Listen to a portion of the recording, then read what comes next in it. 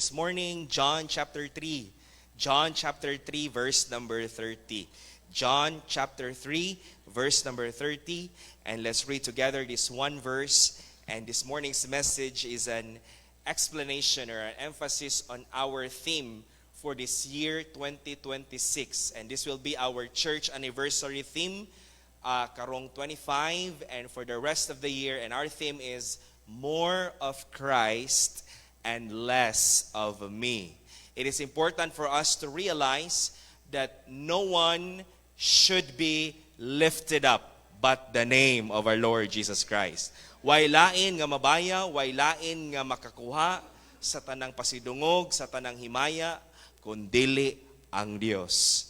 And this is what John the Baptist said in John chapter 3, verse number 30. Let's read together this one important verse. Verse number 30. Everybody, go. He must increase, but I must decrease.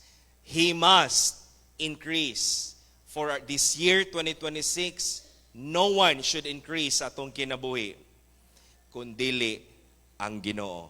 I hope and pray that the more we grow, the longer we become a Christian, the more we're going to realize that we are nothing before God. Despite sa ato mga naabot sa kinabuhi, despite sa ato ang mga achievements sa kinabuhi nato, sa mga panalangin nga gihatag sa Ginoo, let it be said sa atong kinabuhi nga Lord, way lain nga mapataas kundili ikaw sa akong kinabuhi. That's why the title of our message this morning, Magnifying Christ in 2026. Magnifying Christ in 2026. Heavenly Father, Lord, salamat sa choir. Thank you sa among Sunday school. Thank you sa among Sunday school teacher, sa mga nagtudlo, sa mga kabataan as well. Salamat sa among mga bisita. Salamat, Lord, for touching their hearts and convicting them and bringing them here in your house this morning. Thank you, Lord, sa imong kaayos sa among mga kinabuhi. Thank you, Lord, for the first Sunday of the year 2026. We are here in the church to worship you in singing, in giving, and most importantly, Lord, in listening to your word. Lord, I pray that the Holy Spirit would work in our midst. Ug nagampo ko Ginoong Dios nga ipadaplin ang tanang mga garbo, mapadaplin namo Lord ang amo mga problema, ang amo ang mga butang nga naghatag og stress and worries sa among kinabuhi. But Lord, we are going to focus ourselves in your word, and nagampo mi Ginoong Dios nga mahimong tinguhaon sa matag usa this morning, that we are going to lift your name up this year, that we are going to magnify you sa among kinabuhi, that the longer we become Christians, Lord, nagampo mi nga the more mi nga magpaubos sa among kaugalingon, the more mi Ginoo nga dili mahimong arrogante, dili mi mahimong garboso, kundi Lord mahimo ming humble nga mga Kristohanon. Help your people in Faith Bible Baptist Church, beginning with me as their young pastor and to all the members of the church, that we would remain humble sa mga butang nga imong ipiyal sa among mga kinabuhi. All these things we ask and pray in Jesus' name. Amen and amen. You may be seated, please. Johann Sebastian Bach. And if you are a musician this morning, you are familiar with this.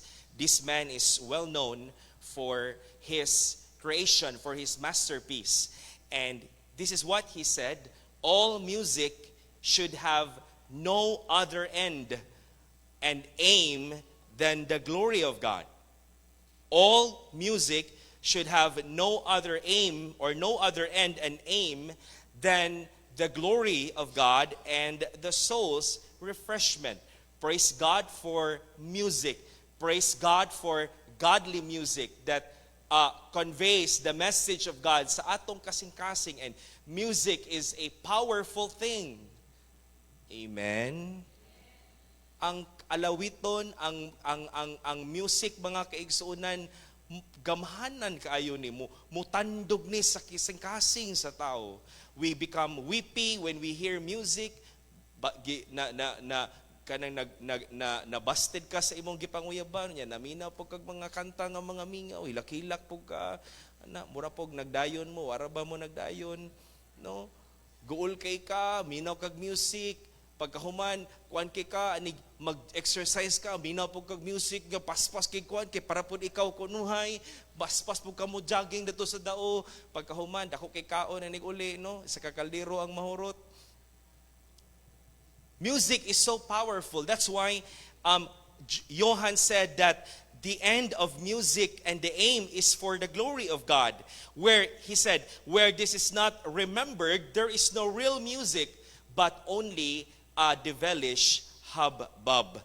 He headed all of his compositions. If you notice sa tanan niyang mga masterpiece niya, sa iyahang mga gibuhat, gi-compose niya nga mga music sheets, ang tanan mga kaigsunan nga iyang gibuhat, naginay number, naginay pinakaibabaw, letter J, initials, JJ.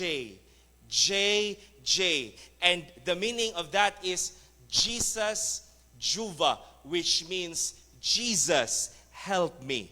At the end of his wonderful music piece, he ended them with the initials SDG, Soli de Gratia, which means to God alone be the glory. Mga kaigsunan, sa atong Kristohanong kinabuhi for this year 2026, let it be said that we are going to seek to magnify and glorify the Lord Jesus Christ. John the Baptist, in our text this morning, we are familiar with his life, from his miraculous birth and faithfulness in preaching the truth, in preaching for what is right, in preaching for the coming of the Messiah. The Bible says that John became a well-known preacher. John became a well-known prophet of God. Matthew chapter number 3, verses 1 and 2. Matthew chapter 3, verses 1 and 2. The Bible says, in those days came John the Baptist, preaching in the wilderness of Judea, and saying, repent ye, for the kingdom of heaven is at hand. When he started to preach the word of God, verse number 5, here's what the Bible says. Jump to verse number 5. Then went out to him Jerusalem and all Judea. Look at this. And all the region round about Jordan, and were baptized of him in Jordan, confessing their sins. Can you imagine the revival that took place in the nation of Israel because of this one man who gave his life in preaching the word of God? All the people around the nation of Israel, they came to him and they submitted to the authority of John the Baptist in preaching the word of God and in baptizing the people. He was also known for his boldness. He was also known for his boldness and courage to confront and rebuke powerful people. Usa ni sa timailhan, basta baptist gani nga preacher, ang baptist nga preacher, isog yun na muwali sa pulong sa Ginoo. Amen ba? Because we are not here to please people. We are not here to entertain people. We are here so that we can obey the Word of God. That's why tinutong gingon sa Sunday school kaganina, people would say, ay stricto kinang baptist, ay bawal na magkuan, bawal magbinuang, bawal mag-inom, bawal ani. Ang bawal, ang nagbawal ang Ginoo sa Biblia. But John the Baptist was our example. He confronted powerful people. He confronted the Pharisees and the Sadducees and even the great King Herod. Sa diyang si Herod, mga kaigsunan, iyang gikuha ang asawa sa iyang igsuon. Liman ka ng kwaon mo asawa sa iyang igsuon. He married the wife of his brother. And John the Baptist preached, it is not right for you nga imong gikuha ang asawa sa imuhang igsuon. Notice what the Bible says, Matthew chapter 3, verse number 7. Matthew chapter 3, verse number 7. But when he saw many of the Pharisees and Sadducees come to his baptism, he said unto them, O generation of vipers. Kabalo mo say vipers? Halas. Mga halas mo. Tana mo mga, kailan mo halas? Di man no, ang halas gina siya. Ingon pa nila ang halas magluno. Kabalo mo say magluno? Mag-shed og skin. Pero maski magluno ang halas, halas ra gyud na gihapon.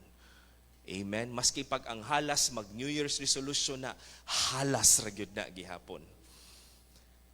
Generation of vipers who hath warned you to flee from the wrath to come. Who are these Pharisees and Sadducees? These were high-ranking sect of people in the nation of Israel. Mga tinahod ni nga mga tao, and yet he was fearless in confronting them and rebuking them. Notice what the Bible says, Matthew chapter 14, verses 3 to 5.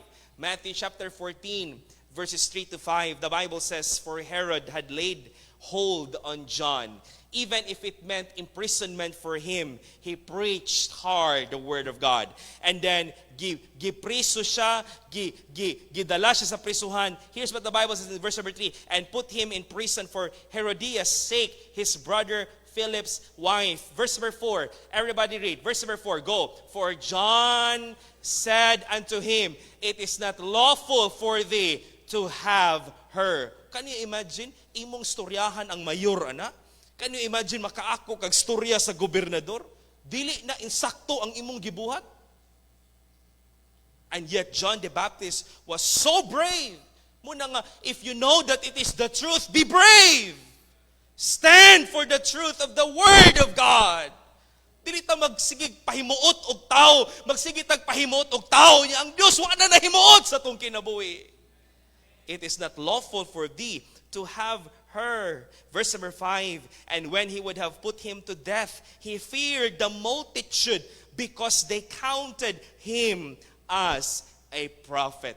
Notice also how John baptized many Jews, and what a privilege for him that he was called by God and used by God to baptize the Son of the living God, the Lord Jesus Christ. Ningon si Jesus Christ, niane ko diri because I want to be baptized of you. I want to follow, I want to submit in the waters of baptism. And John the Baptist said, dili, dapat ako ang mabaptize nimo. Kinsa ragog ko, you are God. I am not worthy to unloose the latchet sa imuhang sapatos. Dili ko takos mo tangtang sa lisod sa imong sapatos. And yet you are here. You wanted to baptize of me. I should be the one nga imuhang bautismuhan. But we know the story. Jesus Christ submitted to his baptism. The Bible says that John the Baptist was a great example of what every Bible Baptist believer should be. However, this morning, when Jesus Christ came into the spotlight, and this is now the beginning of the spotlight of Christ in John chapter 3, John puts himself aside. When the ministry of Christ began to flourish, when the people came to Christ, nagkagamay ang mga tao nga moadto ni John the Baptist, na naghan na malhin tanan ngadto kang Jesus Christ. Even his two disciples, the two disciples of John the Baptist, Andrew and John, the sons of Zebedee, ning adto sila, ning balhin sila ni Jesus Christ. Here's what the Bible tells us this morning, that John puts himself aside. Again, his disciples left him, and the Bible says that he was imprisoned. Gipriso si John until he died. And you know what happened to John sa iyang kamatayon? Giputlan siya ulo. Tungod atong sayaw-sayaw sa anak ni Herodias. Ningon si Herod, unsa man nimong gusto, akong ihatag nimo ang katunga sa gingharian. Ning ato siya sa iyang mama, ingon si Herod, unsa dayang gusto daw nato? Ingna ang ulo ni John the Baptist. Right at that very moment, dito sa prisuhan, giputol ang ulo ni John the Baptist, and he was beheaded. He was imprisoned. He was beheaded. John the Baptist, yet in all these things, without bitterness, without envy, without any bit of hint of discouragement, John the Baptist lifted up the person of the Lord Jesus Christ, and he uttered one of the beautiful statements in the Bible. In verse number 30 of our text, he must increase, but I must decrease. Siya ang magpaibabaw. Siya ang naa sa ibabaw. Ako ang naa sa ubos. May we desire for this year that in all that we do, in all that we desire, in all that we pray, in all our goals, in all our prayers, that we would glorify the Lord Jesus Christ. Sa tanang mga butang nga ihatag sa Ginoo sa atong tibuok tuig, mga kaigsunan, wa ko kabalo kung unsay mong gipray sa Ginoo. Perhaps this morning you are praying for blessing, you are praying for increase, but let it be that we must check our purpose and desire sa atong kasing-kasing nga dili kita ang mahimaya kung dili ang Dios. Sometimes our hearts are so subtle. Magpaampo ta, Ginoo, tubaga akong pag-ampo, Lord, para mahimaya ka, pero ang Ginoo nakakita sa imong kasing-kasing. Gusto din nimo nga ikaw may mahimaya. Munang magbantay ta sa atong kaugalingon.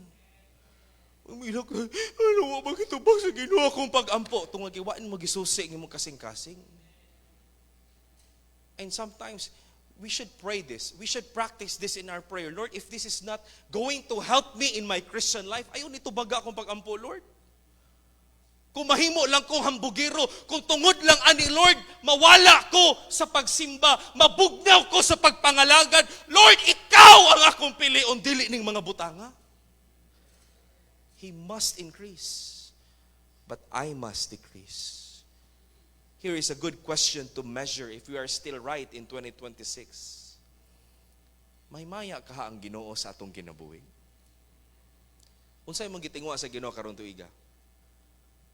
Panalanginan sa Ginoo imong panginabuhi? Tigaan kag trabaho? Or makapasar ka sa mga exams? Akong kuwang pangutanan nimo, mahimaya kaha ang Ginoo? Or dili ka ta mahimong arogante nga tao? Dili ka hata mahimong prideful nga Kristohanon. Because listen to me, no one should increase but God. Way laing mahimaya kundi ang atong kaugalingon. This morning's message, I hope that we are going to go back to the right steps atong Kristohanong kinabuhi. Why is it that we should seek to glorify God? Number one, notice first of all, the purpose of John. Ang tinguha o ang tumong ni John the Baptist. The Bible tells us that people flourished, flocked into the ministry of Jesus Christ. All of them, they left John the Baptist, even his disciples, tingbalik ni adto ni Jesus Christ. People began to compare the ministry of Christ. This is now a difficult transition. Kana bitaw naanad ka nga daghan kay tawo nga moadto nimo pagkauman pila ka semana nangawala na kay ning balhin dito spikas. People began to compare the ministry of Jesus Christ and the diminishing ministry of John. The Bible says in verse number 26. The Bible says, and they came unto John. John chapter 3 verse 26. And they came unto John and said unto him, Rabbi, he that was with thee beyond Jordan, to whom thou bearest witness, behold, the same baptizeth, and all men come to him. Ang imong gibautismuhan, na naghan ang mga tao, na malhin niya ang mga tao. People started to compare. But in that comparison, John never get discouraged. Instead, he remembered his purpose. He remembered why he came into this world. He remembered his goal in the ministry, his purpose in the ministry. First of all, he remembered that his purpose comes from God. He remembered that his ministry comes from God. The Bible tells us in verse number 27, notice the continuation of the statement of John. Verse number 27, John answered and said, a man can receive nothing except it be given him from where? From heaven. This verse tells us that every ministry should come from God. Hello? Every church should come from God. Every ministry should come from God. The ministry of John came from heaven. The Bible says in John chapter number 1, there was a man sent by God whose name was John. The Bible says in John chapter 3 verse 17, for God sent not His Son. The word sent, it implies authority. It implies power and blessing. Mga kaigsunan, every ministry should not be man-made. Every ministry should not be man-founded, but it should come from heaven.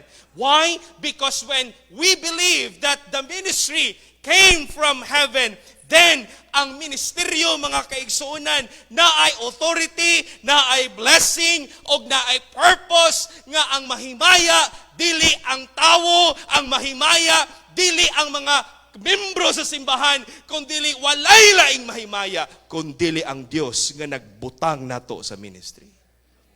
Munang naay kulto, ipalong ko ng FBQ, palong sa FBQ, munang naay kulto. Ang kulto dili na gikan sa Ginoo. Can you imagine? Moana ang leader sa kulto, o pangundang mo sa inyong trabaho. People are weeping. Sa time ni kisa tong Aguila, si Senior Aguila to no, tong putot no? Grabe, manghilak-hilak ang bana, hilak ang asawa. Gi-interview ni Jessica Suo. Nagtataka kami, bakit nga iniwan yung trabaho niya, pumunta sa bukid. Di nakagawas. Kinakadungog daw siya kilat. Pag ingon niya, o kilat daw. Pag ingon niya, lupad ang langgam. Talo-taloan na yun ang tao. And people would leave their jobs, buato sa bukid, magsanina og puti, magtiniil, di na magsapatos. Pagkahuman, mahimong uto-uto ang tao. Unya moingon ang leader, oh, mo na inyong buhata, ako'y magbuot kinsa imong minyuan, ikaw minyuan. Mo to gipailan siya kaso tungod kay naay mga underage nga mga bata gipaminyo og mga idaran. People would follow because their so-called ministry is not the ministry that comes from God. Ang timailan gyud nga sa tinuod nga ministry, Ginoo ang mahimaya, dili ang tao. That's why I believe in this, and every Bible Baptist believers believe in a sending church. Just because you have the capacity to build a church, magtukod kag building, magtukod-tukod po ka, magpastor-pastor po kag imo, nya way kapadala nimo. Hello? We believe in a sending church. If God really called you to become a pastor, if God calls you to start a work in some other place, God will touch the hearts of the people. And God will use the church nga ipadala ka. Aron mulakaw ka nga naay panalangin. Aron mulakaw ka nga naay authority. There were many people who baptized during the time of John, but Christ came to John the Baptist because no one was given the authority from heaven to baptize but John the Baptist. The Bible says in Matthew 21 verses 23 to 24, Matthew 21 verses 23 to 24, the authority, the idea of authority is mentioned here. Verse number 23, and when he was come into the temple, the chief priests and the elders of the people came unto him as he was teaching and said, by what authority doest thou these things? The authority is like a license. Kinsa na to diri nakapalimpyo og ngipon sa dentista. Taas kamot nakapalimpyo tag ngipon sa dentista. Unsa to makit-an diha sa clinic sa dentista ang iyahang pruweba nga lisensyado siya. Ayaw pagpataka, magparituki, daghag mga tao nga nagparituki sa ilang mga dagway. Imbis ning taas ang ilong, ning burot ang ilong. Kay ang gaopera, way lisensya. Hello? Og daghan ang guilty ani, mo nang usahay daghan ang madisgrasya diya sa dalan kay ang mga driver walay lisensya. Kani pang walay lisensya mo pay magpakusog padagan. Wing wing. In taon ang nalisensya gay nahinay ra gyud ang taon. Reckless. No authority. Where did you get this authority? Who gave thee this authority? Who gave you permission? Because every ministry should come and authorized by God. Verse 24, Jesus said, and Jesus answered and said unto them, I also will ask you one thing, which you tell me. I in likewise will tell you by what authority I do these things. In the succeeding verse, in verse number 25, operator please, verse number 25, the Bible says, verse number 25, everybody read. The baptism of John, was it? From heaven or of men? Ama to, gabot-bot na to si John og baptize? Was he sent from heaven? Or sa tao lang? And they could not answer. Kay masangit sila kung magpataka sila tubag sa pangutana ni Kristo. Every ministry should come from God. And that's the purpose. That's the purpose of John the Baptist. Nga, maski gibiyaan niya sa mga tao na malhina ang mga tao ngadto ni Jesus Christ. But he remembered that my purpose and this ministry comes from God. And because ministry comes from heaven, mga kaigsunan, tungod kay ang ministry gikan sa langit and it is authorized by God, therefore, all the success in the ministry comes from God and there is nothing to boast for. There is nothing to boast for and there is nothing to say that we own these things. We own the ministry. We own this for ourselves. Tungod din ako, tungod din ako, tungod din ako. Because of me, the church is there. Because of me, ning lambo ang buluhaton. Listen to me. Gigamit rata sa Ginoo. No one should get the glory but God. 1 Corinthians chapter 3 verses 6 to 7. I have planted, Apollos watered. Who gave the increase? But God gave the increase. So then, neither is he that planteth anything, neither he that watereth, but God that giveth the increase. Praise God for brilliance. Praise God for skills that God will give to the pastors. It's not about the pastor. It's about God that called the pastor in the ministry. It's God that puts us in the ministry. I hope and pray that we are going to remember that. Ang ministry gikan sa Ginoo. Not only he remembered that his purpose comes from God, John the Baptist also remembered that his purpose was simply to become or to be a witness for Christ. John will never be greater than our Lord Jesus Christ. Verse number 28, John said, Ye yourselves bear me witness that I said, I am not the Christ. Sabi no, John the Baptist, no, ako dili mao si Kristo. Pero naitaw nga baga kay Ginoo nga moingon gud siya daw si Kristo. Laliman kang pagkamatay ni Dulpe, tuwa daw si Apollo Kibuloy sa Cebu. Siya, doon ako sa Cebu City. Nag-ano ako doon, may pinuntahan ako. Nung namatay si Dulpe, dumaan sa akin. Nagpaalam. Man ka nang inana kapag ka-istorya. Ano magbuhan ng istorya siya na? But John said, in all his achievements, I am not the Christ, but that I am sent before him. Meaning, that last phrase means that John was simply sent by God to prepare the way of the Lord. He is not the Lord. He is just the one that prepares the way of the Lord. John will never be the spotlight. John fair when he recognized and put in his heart that he will never be the spotlight. He will never be the one that will increase. Why? Because that was never his purpose. His purpose was to prepare the way of the Lord, not to compete with the Lord. That's why we must remember this atong kinabuhi this morning, that life is never about us. Life is never about you and me. Life is never about what we have done. But life is all about fulfilling God's calling and purpose sa atong kinabuhi. That's why do not serve the Lord because of recognition.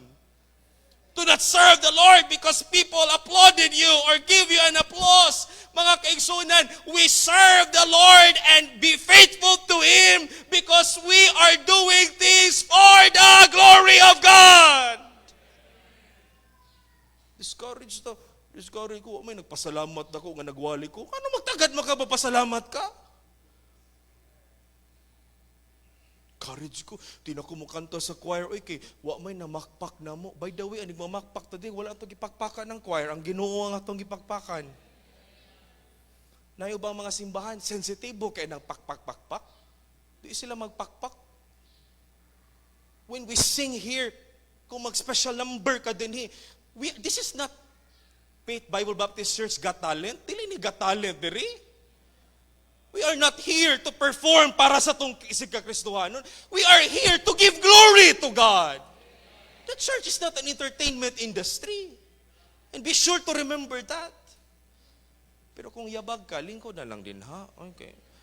Para maluoy ka, bago pa yung taon na itong pintol, mga tangtang niya ng pintol. Ingon akong asawa gaya ng morning ba, kaya nagpa-music ko din na sa gawas niya, nindot kayong kanta, na Jewit siya nga love, Jewit a love. Anak ko, ang ampo sa tana, kay bago ra bang pintal, basin mga laksi unya ng pintal ba? Amen. Palihog, kung gitawag ka sa Ginoo nga mulingkod lang, lingkod na lang ta. Amen. Maluoy ka sa mga talo-to, gikapoy taw sa panghawid. Ang akong kakuyawan og bukanta ka dinhi munaog ang Ginoo ba? Wa na Ginoo kapsak alingugog naman kay mo banaog na ko. Oy, kay kapoy na paminaw nimo. We should do things for the glory of God. It's never about us. So dili ta magsulwining kay gi-recognize ta, dili ta mangimbita og bisita kay gi-recognize ta, dili ta magpagamit sa Ginoo kay gipasalamatan ta. Manaay magpasalamat or mawalay magpasalamat, let's serve the Lord and do for the glory of God. Praise God. Ako nalipay ko sa ato mga Sunday school teachers sa mga bata. No, after the service unya naami pakanon lang nako sila maski ginagmay nga pagkaon just to thank them nga despite sa kapoy kay na magtudlog mga bata, dili gyud sa yun. And I encourage them nga dili mo ma-discourage sa pagtudlog mga bata sa ubos. Kay ang inyong gipang tudloan nanguyog nag youth camp. Amen. Dagko na. Meaning ana tigulang na mo. Ang mga bata na nagko na sila. And praise God, naay part ang tanang Sunday school teacher ni anang tanan. Where asa man nagsugod, ako asa ko nagsugod sa pagtudlo sa mga bata sa Sunday school. I grew up in Sunday school class. That's why ayaw gyud o ka-discourage nga dalon ang imuhang mga anak din ha ang kalipay sa Kristohanon wala sa pakpak, wala sa pagdaig. Ang kalipay sa Kristohanon naa diha sa paghatag og himaya sa tong buhi nga Dios. In all that we have done for Christ, let us never forget that we are just servants of Christ. Philippians chapter 1 verse number 20 to 21. The Bible says, Philippians chapter 1 verses 20 to 21. We should remember our purpose. Our purpose this morning is to honor God and to glorify God. Verse number 20, according to my earnest expectation and my hope that in nothing I shall be ashamed, but that with all boldness, as always, so now also Christ, look at this, shall be magnified in my body, whether it be by life or by death.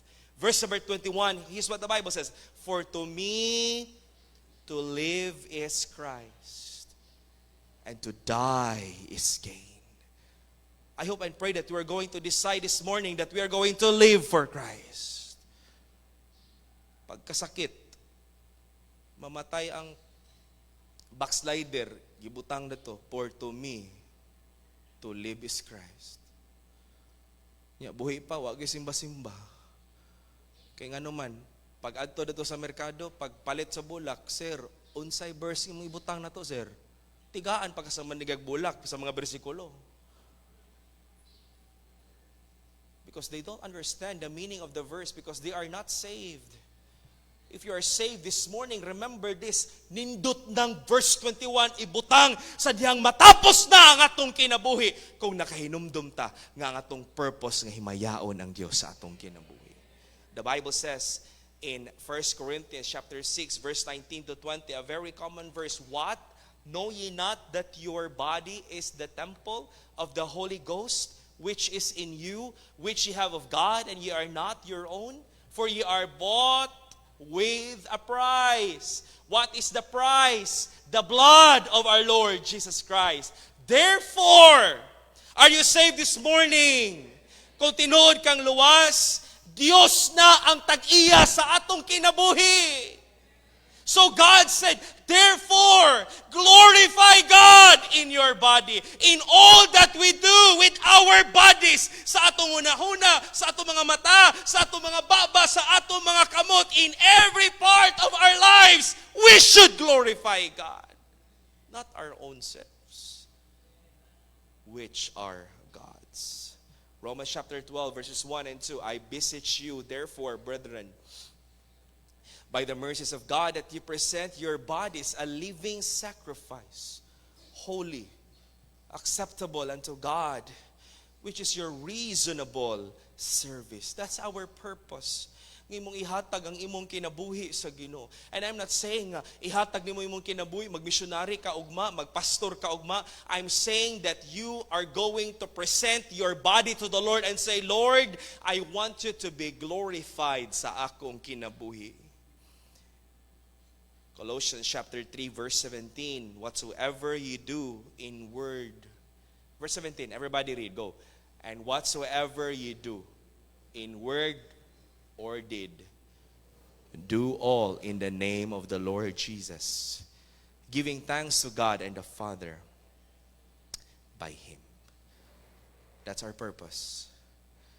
When you are here in the church, Domingo sa buntag, nakakadinhi, you are not here for some people.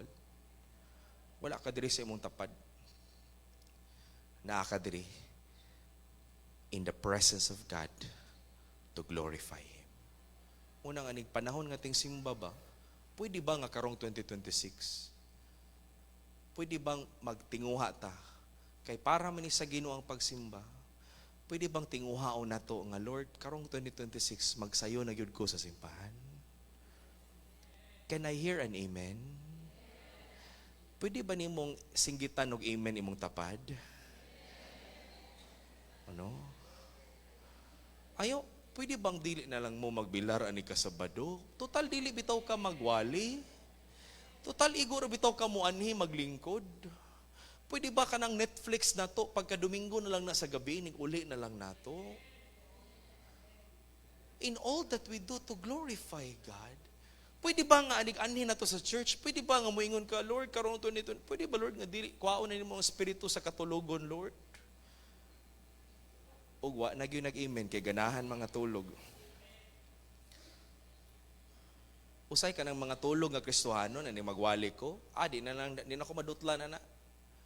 Kaya nga ako una-una nagpray na sa akong wali. Nakatulog ba kay nag-prayerful siya ba? Lord, i-bless ang wali ni pastor. Nakatulog siya sa pagampo. Pwede ba nga anig-anhin na to, anig-dayong, anig-ting kanta? Kanta ba? Amen? Kanta. Anig-kanta. Luoy kayong song leader, nangugat na siya diri. Louder! On the chorus! Louder! Ikaw, mura kag nakakitag ungo. Then sige lang tag orasan. Siglantaw sa kisami. Siglantaw sa cellphone. Are you really here to glorify God? And I will never forget this very simple illustration. Every time ako muadto ko dao mag-jogging dito, dili tanang naa sa dao ga jogging. Tama ko? Kalipog yun ko, na dito naka-attire. Suri ko ba?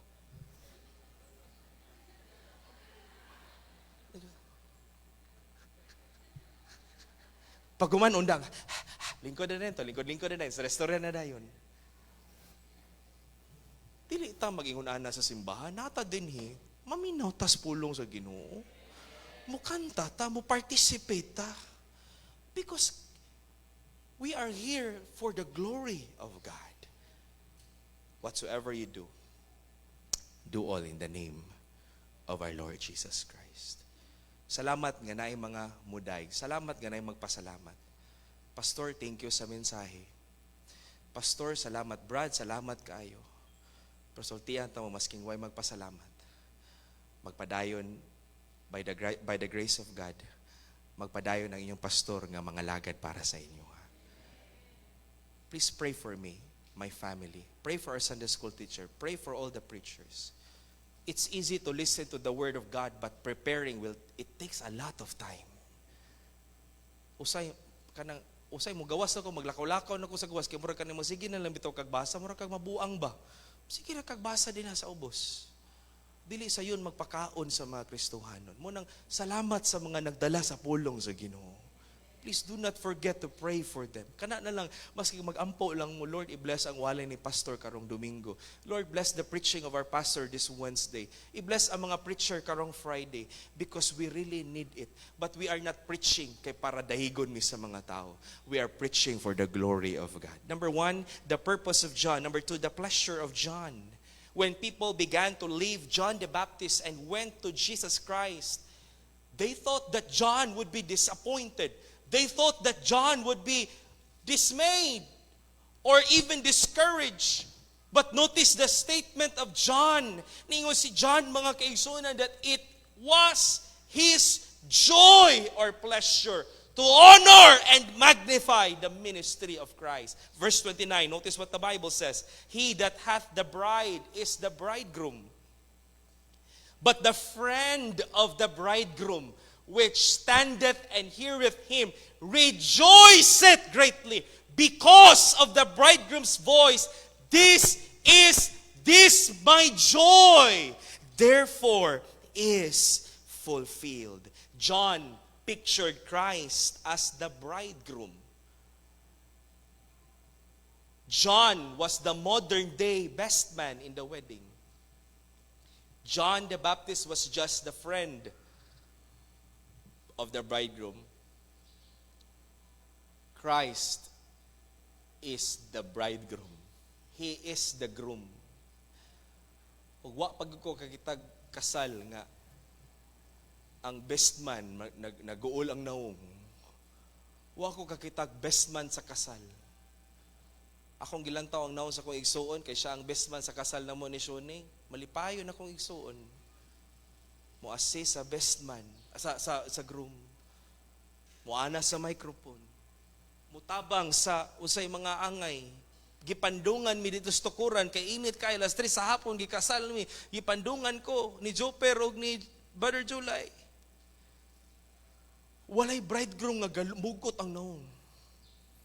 Gawas kong naibog ka sa bride, no? Pero malipayon. There is joy for the best man or the friend of the bridegroom because he knows his role. He knows his purpose. Mga kaigsunan, let us be reminded this morning nga walay lain nga makahatag og kalipay sa kinabuhi sa Kristohanon than to honor and to magnify the Lord Jesus Christ. What a blessing that we are called by God to be a part of this great work, this great ministry of our Lord Jesus Christ. When we stop seeking to be recognized, when we stop seeking our own glory and we begin to seek the glory of God, to magnify God, to build His name, to glorify the Lord Jesus Christ. I can tell you this from my experience, nga kung imong himayaon ang Ginoo sa imong kinabuhi, naa kay kalipay sa imuhang kasing-kasing. Kay joy. Pero kung ang imong pangitaon tungod sa imong pagkahambugiro, ang imong kaugalingong glory, wa gyud kay tinuod nga kalipay. Proverbs 25:27, the Bible says, it is not good to eat much honey. Let's go. Finish. Everybody. Verse 27. So, go. So, for men to search their own glory is not glory. Ang honey, good and healthy. I love honey. Honey. Di ta magpatakag palit og honey. Kay imbis ang tuyo na to, ma-healthy ta, ma-diabetes na inuon ta. Kay daghang picking honey karon. Lahi po ng honey sa cellphone, nga pike. Honey is good, healthy, nutritious, full of vitamins. But when we eat too much honey, it will cause us to vomit. Magsuka ka. Magsakit ka. Honor and praises come naturally like honey. You cannot really manufacture honey, pure honey. It only naturally comes from bees.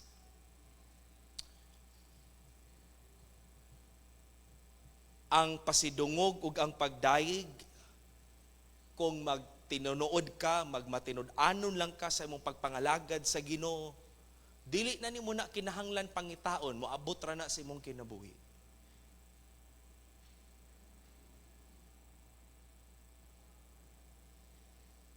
The Bible says in Proverbs chapter 15, verse 33, the fear of the Lord is the instruction of wisdom, and before honor is humility. When we humble ourselves, God will give us honor. Na ay honor, oy. Na ay honor. Kung magtinarong ka, kusa ra na nga moabot sa imong kinabuhi. Proverbs 22, verse number 4, by humility and fear of the Lord are riches and honor and life. Proverbs 29, verse 23, a man's pride shall bring him low, but honor shall uphold the humble in spirit.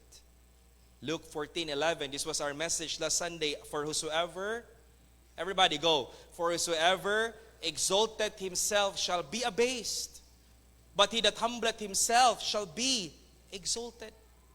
Ang magpataas, ipaubos sa Ginoo. Dili na nimo kinahanglan maningkamot ka nga magpataas ka, kay kung magpaubos ka, ang Ginoo ray magpataas nimo. But here's what the proverb says: to search for their own glory is not glory. Meaning, kung ikaw ang maningkamot sa imong pagpangita sa imong dungog ug himaya, when we seek our own praises and our own glory because of pride, then we begin to brag of the things that we accomplish. Kita nakagtao nga grabe ka, prideful, halos tanan na lang niya i-post sa Facebook. Nalibang ko, hashtag, bowel movement. Ano? I'm in my car, I'm driving, hashtag, safe driving in 2020. Tanan na lang i-post sa Facebook. Napiang ko, ouch. Tanan na lang mga, kabalo ka, wag na sa'yo pang Bible. Luod kaayo tanaw ng mga tao ngingon ana. People will, nabi tay mga utok, amen. Wa gyud tawo ganahan nga kakita kag tawo nga mangita siyang himaya. Mangita siyang dungog. Meaning, when we begin to seek our own glory, it will make you a clown or a mockery. Mahimo kang yaga-yaga. Mahimo kang bugal-bugal sa mga tao. Kung maningkamot ka nga ikaw ang dayigon. Listen to me. Self-promotion is never wise. It is foolishness. And the more we seek our own glory, the less glorious we will appear to be. But when we seek to glorify God, na kanang wa gyud kagalantaw nga naay mo balik sa imuha, na kay kalipay sa imong kasing-kasing. On the other hand, this morning, when we begin to seek our own glory, ang garbo makahatag og kagulanan og stress atong kasing-kasing. When we see others better than us, musugot kag sa madili. Can I tell you something that is very real? Musugot kag sa madili, naapagyoy mas maayo nimo. Hello. Usay pamati na to no, banggiita na kayo to no. I'm the best. Pagkakitaan mo sa adto, lain, naapaday mas maayo nimo. Kabalo baka di na iya si Ginoo garbo na. When that will come to our lives, that self-promotion, that self-glory, that self-praise, it will produce sorrow, it will produce stress, because we see people better than us. That's why ang mga tao nga taas o garbo, mga buang-buang nga mga tao. Prideful people are foolish people, because God never designed us to get the glory. He gets the glory. Way lain kung dili ang Dios. For this year 2026, tinguhaan nga may maya ang Ginoo sa imong kinabuhi. And I will tell you this, na kay joy sa imong kasing-kasing, na kay fulfillment sa imong kasing-kasing. Pero kung mangita kasi mong kaugalingon, mag-uol ka. Daoy ang nag-likes kay 3 raman ka buok. Anig mata ni mo sa buntag. Lantahon mo, ay nag-share 1 raman. Ang nakapait ba kay ikaw nag-post, ikaw pag yung nag-like? Ikaw rin nag-like sa imong kaugalingong gi-post. Gamay raman ang akong views. Wala man naabot og 1 million views. Because you are seeking your own glory. Hangtod nga, ang imong buhaton na lang, magsuon-suon na lang ka sa kalibutan. Kabantay ka. Iba na alawi, milyon ang views. Nang labara. Laundry. A day in the life of Ivana Alawi. Today is my laundry day. Milyon ang views nga numan. Nang laba, why bra? Nang laba, perting siksiha. Ang Kristohanon, magsuon-suon dayon ka na. Because you want your own glory, not the glory of God. For this year, 2026, pangita ang himaya sa Ginoo. Number 3 and the last, not only the pleasure of John, but the proclamation of John. John the Baptist diminished himself and his ministry and magnified the Lord Jesus Christ by proclaiming that Jesus was never an ordinary man. I agree that Jesus Christ is man, but I do not agree when people say Jesus Christ is only a man. Jesus Christ came down from heaven. And because he came from heaven, John proclaimed that Jesus, he is above all. And he has all the authority and power. And he is the one that saves. Way lain nga makaluwas kundili si Ginoong Hesukristo.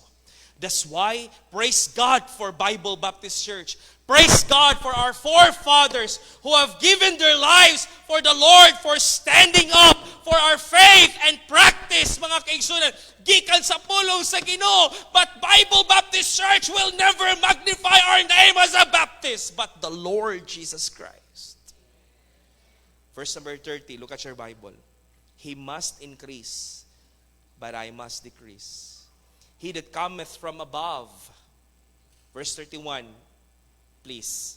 Verse 31, operator. He, everybody go. He that cometh from above is above all. He that is of the earth is earthly, and speaketh of the earth, but he that cometh from heaven, again, giotro na pong storya, above all.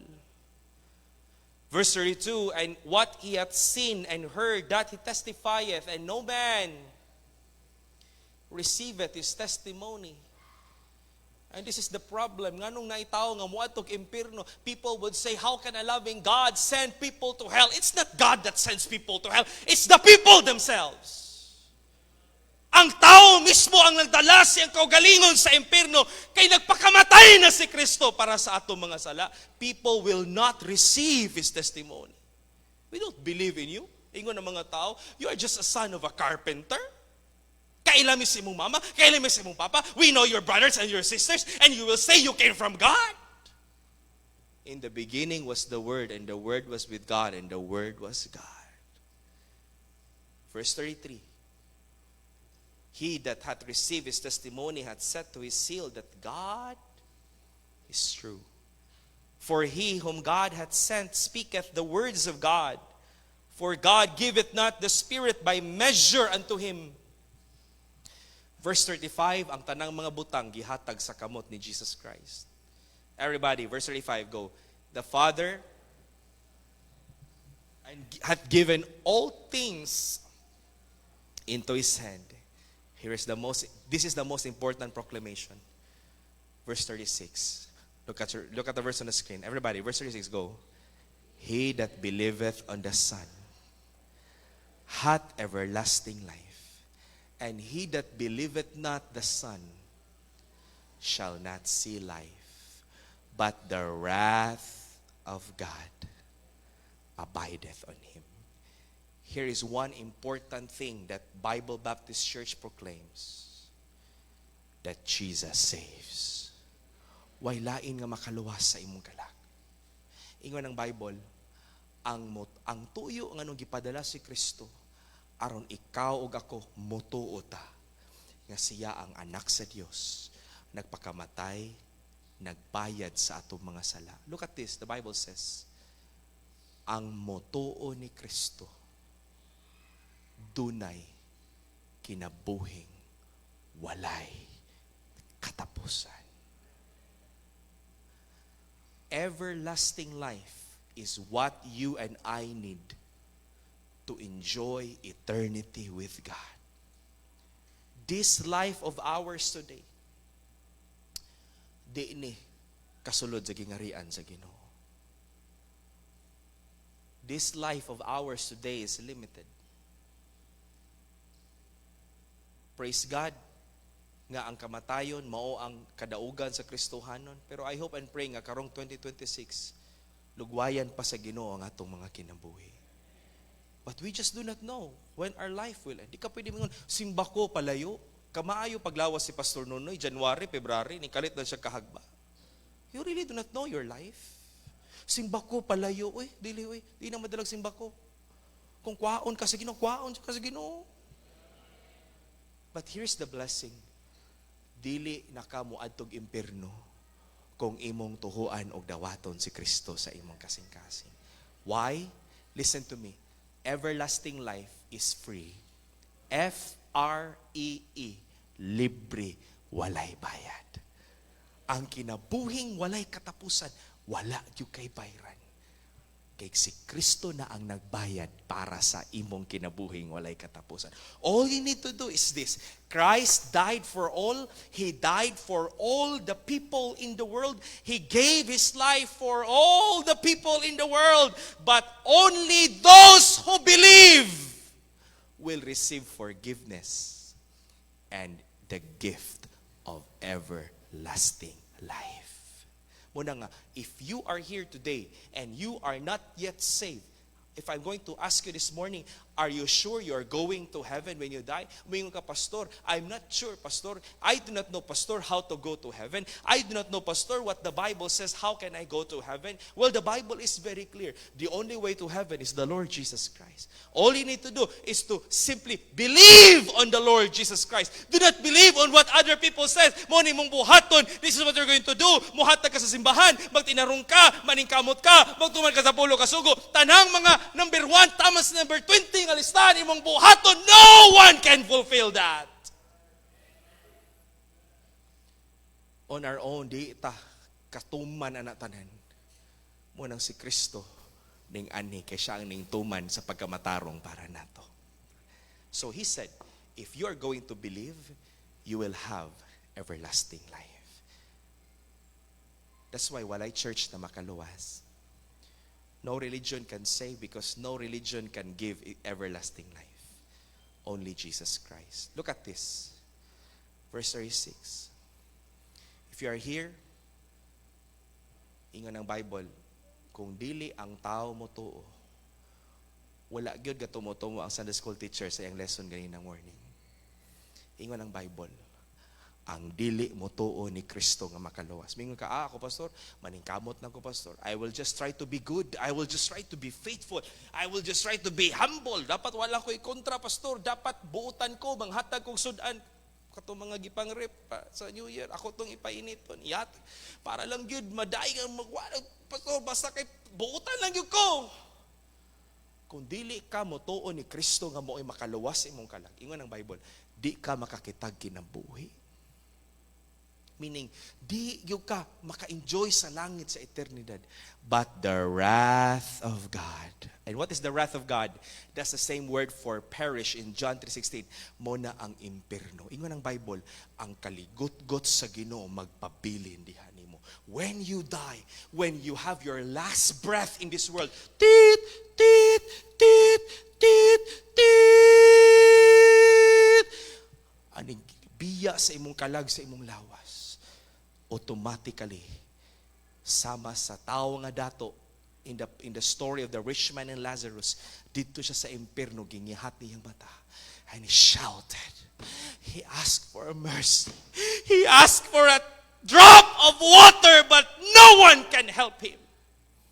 Why? Dili, wala niya nakitaan ang kinabuhi because he rejected Christ. Listen to me, ang imong kwarta di na makapaluwas imong kalag. Ang imong relihiyon di na makaluwas imong kalag. Bible Baptist Church cannot save you. No church in this world can save you. Ang makaluwas si Ginoong Jesucristo. This morning, if you are not sure, what a blessing for the year 2026. Sa pagsugod sa tuig 2026, ang number one nga imong gisettle, nga ikaw sigurado ka nga muadto kag langit. If you are not sure this morning, I would like to encourage you, dawata si Kristo, pasudla siya sa imong kasing-kasing. I will tell you this, from the authority of the Word of God in our hands, do natay kinabuhing walay katapusan. Dungo sa ulo, piyong sa mga mata. Heavenly Father, in the name of your Son, Jesus Christ, Lord, we are thankful for our theme this year, 2026, more of Christ.